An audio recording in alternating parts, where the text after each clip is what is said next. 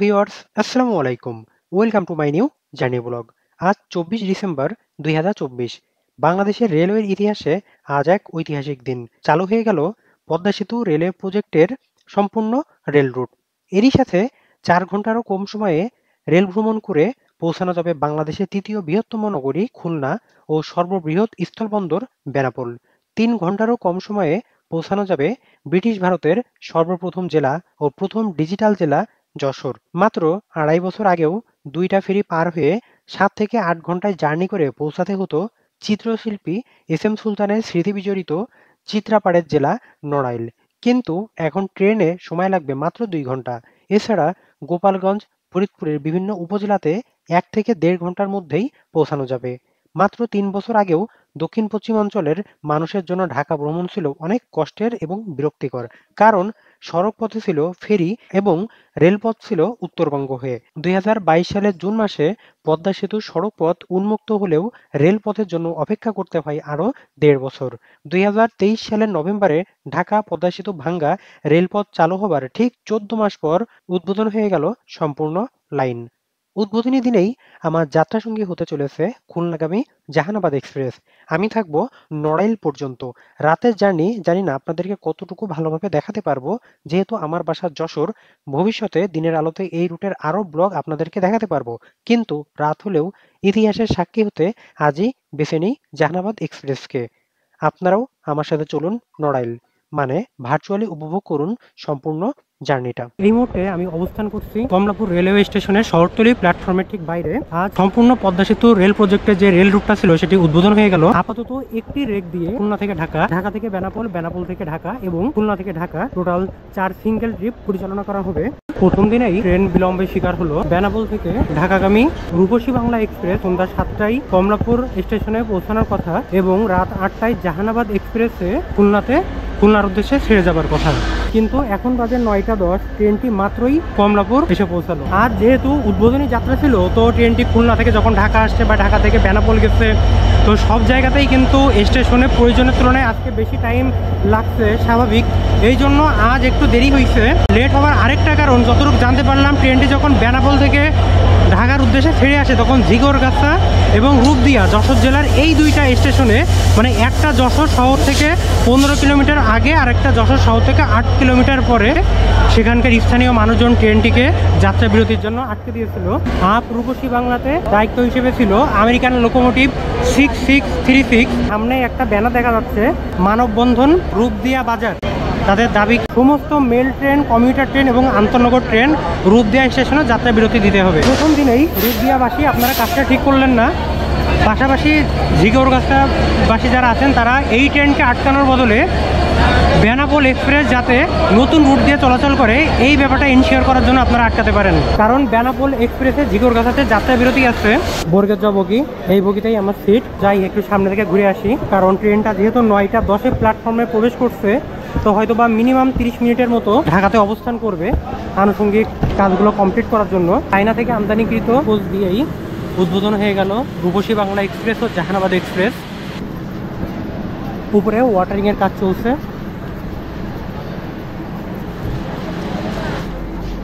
মূলত পানি নেওয়া, ক্রু চেঞ্জ এবং ট্রেনটি সামান্য একটু পরিষ্কার করার জন্যই আর কি কিছুটা সময় লাগে, অ্যারাউন্ড ৩০ থেকে ৪০ মিনিটের মতো। তবে আজ মেবি পরিষ্কার করবে না। নড়াইল ও খুলনাগামী যেসব যাত্রী আছে তারা অলরেডি উঠে গেছে ভিতরে। ট্রেন আসছে মোটামুটি ৭ থেকে ৮ মিনিট। এখনও লোকোমোটিভটা সামনে লাগানো হয়নি। সামনে গেলেই টিটিপাড়া।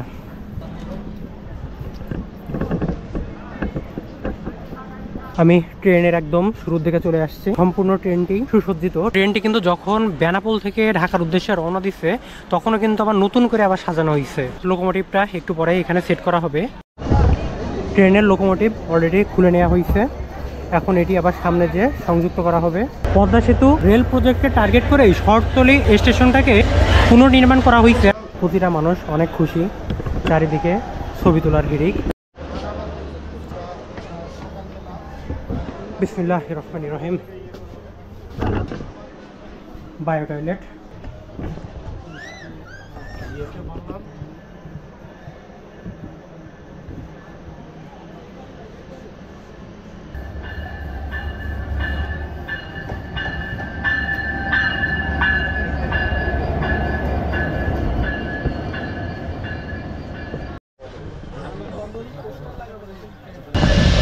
রাত 9টা 35 মিনিটে বেনাপোল থেকে ছেড়ে আসা বেনাপোল এক্সপ্রেস কমলাপুর রেলওয়ে স্টেশনে প্রবেশ করছে।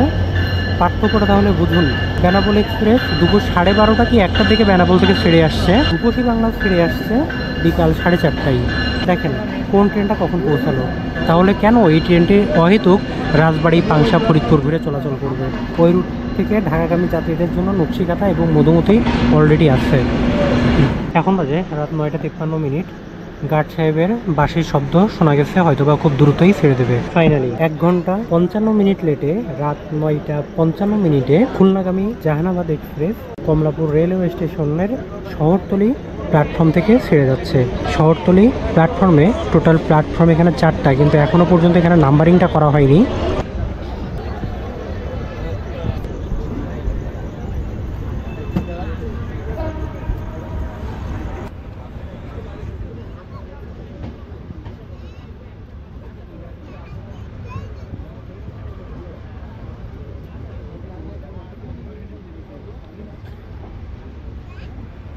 আমরা এখন টিটিপাড়া রেল ক্রসিং ক্রস করছি। এখানে আন্ডারপাস নির্মাণ করা হচ্ছে, এই জন্য এই রুটটা অনেকদিন ধরেই বন্ধ।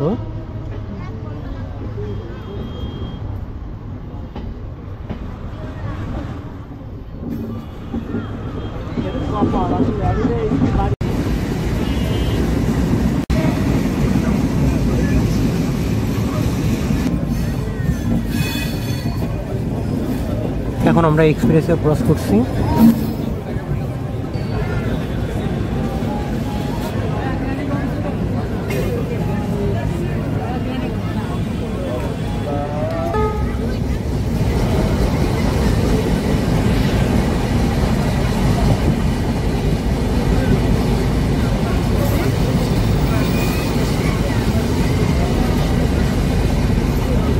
আমরা এখন ক্রস করছি গ্যান্ডারিয়া জংশন।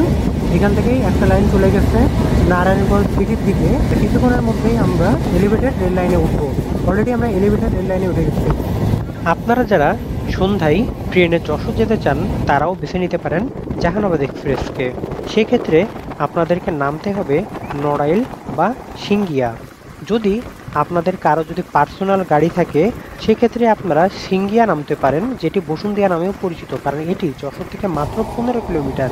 কিন্তু আমি রেফার করব, যদি আপনাদেরকে পাবলিক ট্রান্সপোর্টে করে যেতে হয় তাহলে আমি নড়াইলটাকে প্রিফার করব, কারণ যেহেতু এখন ঢাকা ও যশোরের মধ্যকার যে বাসগুলো চলে এইগুলা কিন্তু নড়াইল হয়ে চলাচল করে।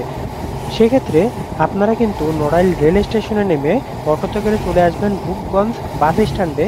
রূপগঞ্জ বাস স্ট্যান্ড থেকে খুব সহজেই বাসে করে চলে আসতে পারবেন যশোর মণিহার বা দরডানা।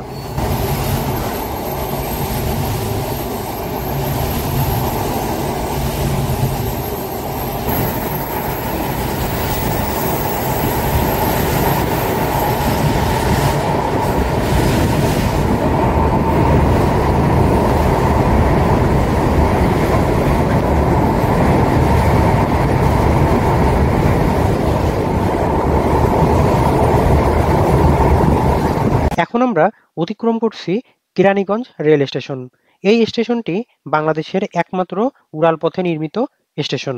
আজ থেকে ঠিক 6 বছর আগে 2018 সালের 3 October YouTube channel construction supervision consultant এই চ্যানেলে একটি ভিডিও পাবলিশ হয় পদ্মা সেতুর রেল প্রজেক্টের কাজের অগ্রগতি নিয়ে। তখন শুধুমাত্র জমিগুলা অধিগ্রহণ হয়েছিল। কোনো রেল স্টেশন ছিল একদম বসতবাড়ির মধ্যে, যেমন মুকসেদপুর। এছাড়াও বেশিরভাগ রেল স্টেশন ছিল একদম বাজারের ভিতর বা বাজারের পাশে, এবং কোনো রেল স্টেশনের জায়গা ছিল জমির মধ্যে। আমি সেই ভিডিওর লিঙ্কটা আমার ডেসক্রিপশন বক্সে দিয়ে রাখছি, কারণ ওখানে আপনি সেই বসতবাড়ি, সেই কৃষি জমি দেখতে পারবেন। তার উপর আজকে গড়ে উঠেছে এত সুন্দর সুন্দর রেল স্টেশন।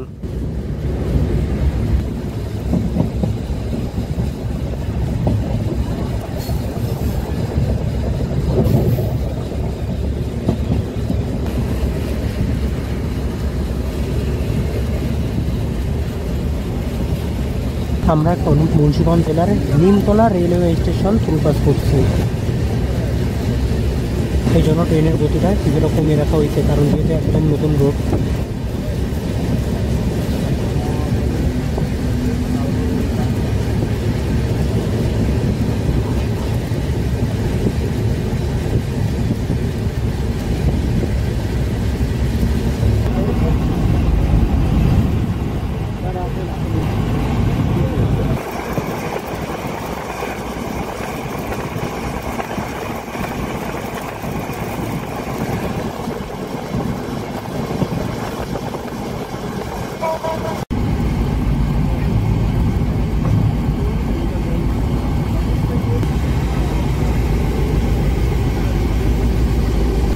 আমরা এখন থ্রুপাস যাচ্ছি শ্রীনগর রেলওয়ে স্টেশনে, যেটা মুন্সিগঞ্জ জেলায় অবস্থিত।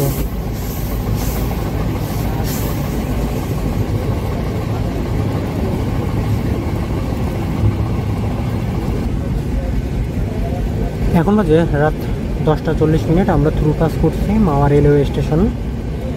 কিছুক্ষণের মধ্যেই আমরা পদ্মা সেতুতে উঠবো।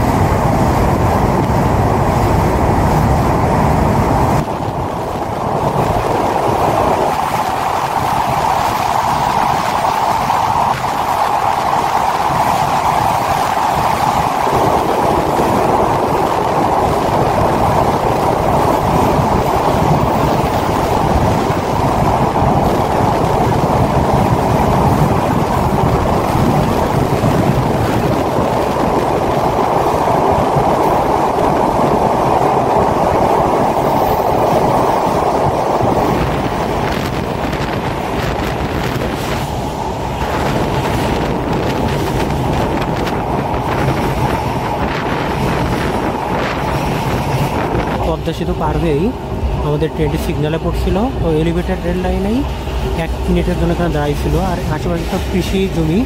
জাস্ট ইমাজিন এটা যদি পূর্ণিমা রাত হতো তাহলে কেমন লাগতো। এখন বাজে রাত 11:05। আমরা মাদারীপুর জেলার শিবচর রেলওয়ে স্টেশন থ্রুপাস করছি। এখন আমরা অতিক্রম করছি আড়িয়ালখা নদীর উপর নির্মিত আড়িয়ালখা রেল ব্রিজ। আমরা জংশন স্টেশনে অবতরণকারী যাত্রীগণ দয়া করে আপনাদের মালামাল গুছিয়ে নিন।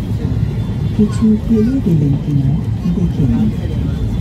গাড়ি সম্পূর্ণ থেমে যাওয়ার পর সতর্কতার সাথে 2 ঘন্টা 15 মিনিট লেটে রাত 11:18 আমরা প্রবেশ করছি ভাঙ্গা জংশন রেলওয়ে স্টেশনে। এইটা একটা আইকনিক রেলওয়ে স্টেশন। আমার ভ্রমণ সংক্রান্ত এই ইউটিউব চ্যানেলের পাশাপাশি আরেকটা ইউটিউব চ্যানেল আছে, যেখানে বাংলাদেশের বিভিন্ন ট্যুরিস্ট স্পট সিরিজ আকারে পাবলিশ করি আর সম্পূর্ণ ভ্রমণ গাইডলাইন দেবার চেষ্টা করি। মানে আপনারা কিভাবে যাবেন, কি দেখবেন, যদি আপনারা গো থ্রু করেন আশা করি আপনাদের উপকারে আসবে। পাশাপাশি 2টা ফেসবুক পেজ রয়েছে, লিঙ্কগুলা ডেসক্রিপশন বক্সে দিয়ে রাখবো। যদি ভালো লেগে থাকে তাহলে প্লিজ সাবস্ক্রাইব ফলো করে পাশে থাকবেন। 3 মিনিট যাত্রা বিরতি দিয়ে আমাদের ট্রেনটি ভাঙ্গা জংশন রেলওয়ে স্টেশন থেকে ছেড়ে যাচ্ছে। ভাঙ্গা জংশন রেলওয়ে স্টেশন থেকে একটি লাইন চলে গেছে ভাঙ্গা, ফরিদপুর, রাজবাড়ী, কুষ্টিয়া হয়ে পোড়াদা, এবং আরেকটা লাইন চলে গেছে কাশিয়ানী হয়ে নড়াইল হয়ে যশোর। ভবিষ্যতে যদি বরিশাল কুয়াকাটা রুটে যদি ট্রেন চালু করা হয় তাহলে সেটিও কিন্তু ভাঙ্গা থেকেই চলে যাবে বাদিকে। এখন আমরা অতিক্রম করছি ফরিদপুর বরিশাল হাইওয়ে। আর এখন আমরা সম্পূর্ণ নতুন রেল রুটে প্রবেশ করলাম, যেটি আজই উদ্বোধন হয়েছে। আমরা এখন ক্রস করছি ঢাকা খুলনা বা ঢাকা যশোর হাইওয়ে। 2 ঘন্টা 18 মিনিট লেটে রাত 11:55 আমরা প্রবেশ করছি কাশিয়ানী জংশনে। কাশিয়ানী জংশন থেকে একটা রুট চলে যাবে নড়াইল, যশোর, বেনাপোলের দিকে। আর একটা রুট গেছে বোয়ালমারি, মধুখালী হয়ে কালুখালী জংশন, এবং আরেকটা রুট গেছে গোপালগঞ্জ। 4 মিনিট যাত্রা বিরতি দিয়ে ঠিক রাত 12টায় আমাদের ট্রেনটি আবার চলা শুরু করলো আমাদের পরবর্তী যাত্রা বিরতি লোহাগাড়া রেলওয়ে স্টেশন। বাম দিকের রেল লাইনটা সোজা চলে গেছে গোপালগঞ্জ দিয়ে কোবরা। দূরে দেখা যাচ্ছে ভাটিয়াপাড়া রেলওয়ে ওভারপাস। আমরা কিছুক্ষণের মধ্যেই মধুমতি রেল সেতু অতিক্রম করব।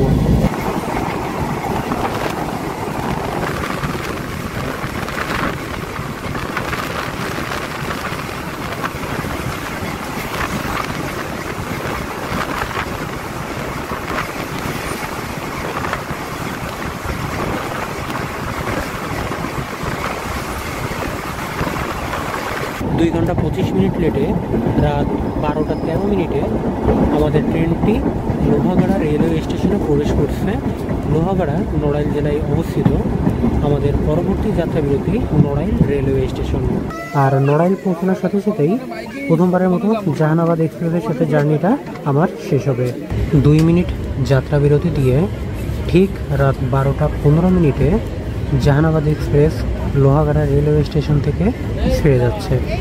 আলহামদুলিল্লাহ, ঠিক রাত 12:30টায় আমরা নড়াইল রেলওয়ে স্টেশনে পৌঁছে গেলাম। আমাদের টোটাল লেট হলো ঠিক 2 ঘন্টা 30 মিনিট। এর মধ্যে ঢাকা থেকেই 1 ঘন্টা 55 মিনিট লেটে ছাড়ছিল ট্রেন, আর রানিং লেট 35 মিনিট। তো যেহেতু এই রুটে আর কোনো ট্রেন নাই, কোনো ক্রসিং নাই, তো তারপরে 35 মিনিট লেটটা আসলে কেন হলো, তো এইটার পিছনে মেন কারণ আসলে রুটটা যেহেতু একদম নতুন, তো প্রতিটা স্টেশন যখন থ্রু পাস করছিল তখন গতিটা একদমই কম, মানে একদম কম করা হচ্ছিল। এইটা হয়তো বা কোনো অপারেশনাল ইস্যু, সময়ের সাথে ইস্যুগুলো সলভ হয়ে যাবে। শুভকামনা রইল জাহানাবাদ এক্সপ্রেসের প্রতি। আজ 24 ডিসেম্বর, 28 ডিসেম্বরে আমার যাত্রা সঙ্গী হতে চলেছে যশোর থেকে ঢাকা পর্যন্ত Rupasi Bangla express, same coach. Just এটা বেনাপোল থেকে আসবে, এটা খুলনায় যাচ্ছে। আজ এখনই বিদায় নিচ্ছি, এবং আপনারা খুলনা যশোর থেকে যারা আমার ভিডিওটি দেখছেন, কাইন্ডলি সবাই একটু দোয়া করবেন যেন আমাদের রুটের যে অরিজিনাল যে 3টা ট্রেন, চিত্রা, সুন্দরবন, বেনাপোল, এই 3টা ট্রেন যেন আমাদের রুটে খুব দ্রুতই ফিরে আসে। ওই 3 জনকে ছাড়া কেন জানি আমার এই উৎসবটাকে একদম উদযাপন করতে ইচ্ছা করছে না। নড়াইল স্টেশনে জাহানাবাদ এক্সপ্রেসকে বিদায় জানিয়ে 20 টাকা অটো ভাড়া দিয়ে চলে আসি রূপগঞ্জ বাস স্ট্যান্ডে। মোটামুটি 10 মিনিটের মধ্যেই পেয়ে যাই ঢাকা থেকে যশোরগামী বাস। 100 টাকা ভাড়া দিয়ে 30 মিনিটেই পৌঁছে যাই যশোর শহরের দরটানা। আজ এখনই বিদায় নিচ্ছি। দেখা হবে নতুন কোনো পথে, নতুন কোনো অপারেটরের সাথে। সেই পর্যন্ত আপনারা সবাই সুস্থ থাকুন, ভালো থাকুন। আল্লাহ হাফেজ।